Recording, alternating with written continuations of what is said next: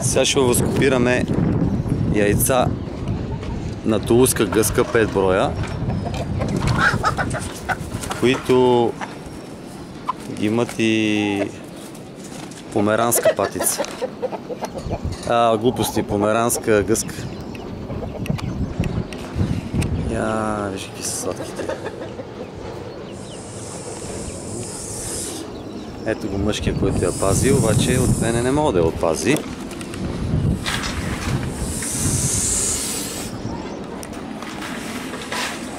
Ето я мадамата, женската, която мъти яйца от тулузка. Вече измъти 5 и сложихме едно. А отдолу има едно друго пате, което пък мъти яйца от сини и кафеви неми. Но сега ще се занимаваме с гъската.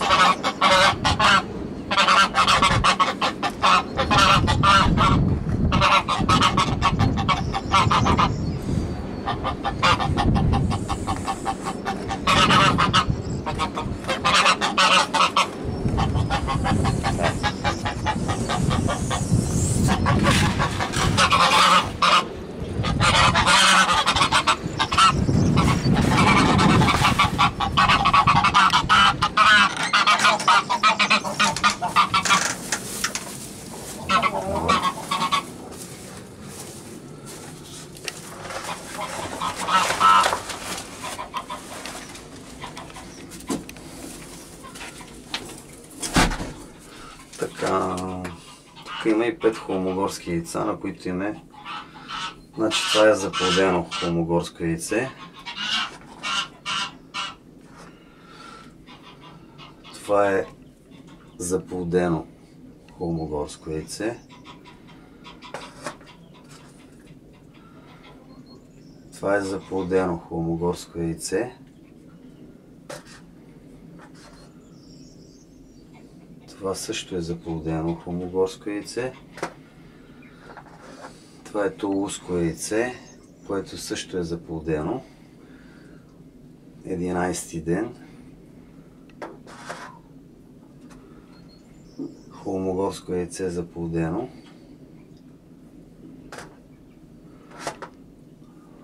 Тулузско яйце празно. Не е тулузско, холмогорско и то. Холмогорско празно яйце. Това ще го отделиме, няма да го връщаме.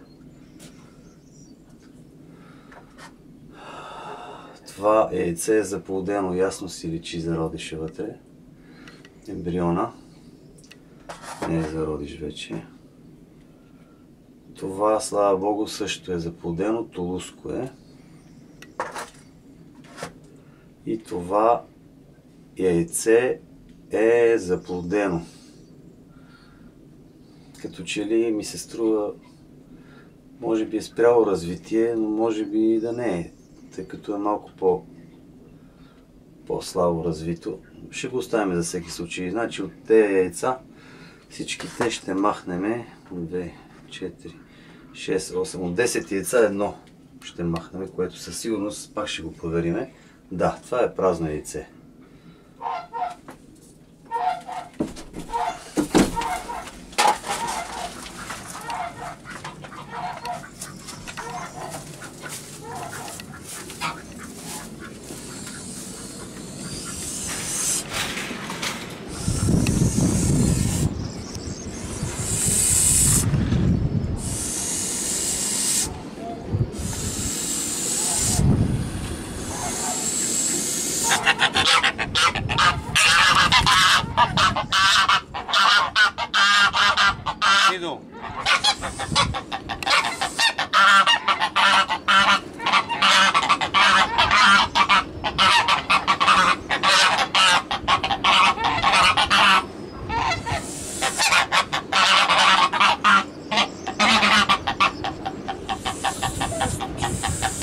Сега... Да, излиза. Сега остава да си легне сама гъската вътре и да продължи да мъти. Ето това пиле трябва да ви се склониме.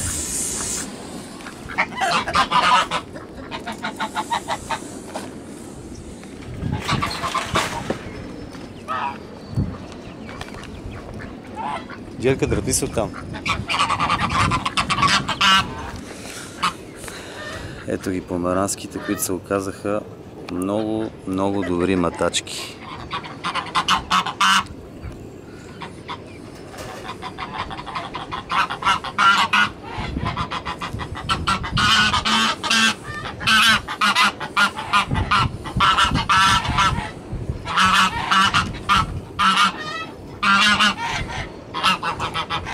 Ето я.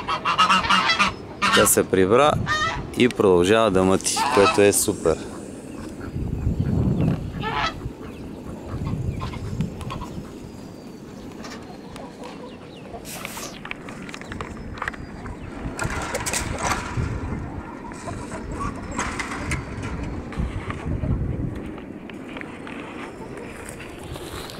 Тук един красавец се го снимаме. Отриеме друг.